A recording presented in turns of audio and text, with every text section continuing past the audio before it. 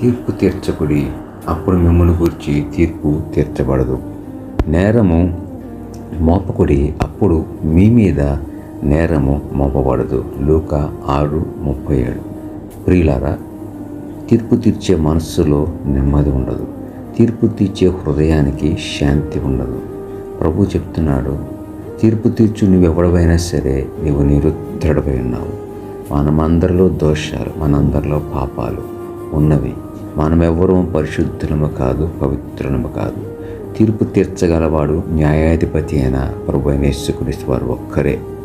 ఆ దినం వరకు నువ్వు ఎవ్వరికి తీర్పు తీర్చకు. తీర్పు తీర్చక నీ ఎదుటిగా దోషము, నీకు దుఃఖము, నీకు వేదన కలిగించిన వారందరినీ కూడా నువ్వు క్షమించేవాడిగా, ఓర్చుకునేవాడిగా ఉండాలని ప్రభు కోరుకుంటున్నారు.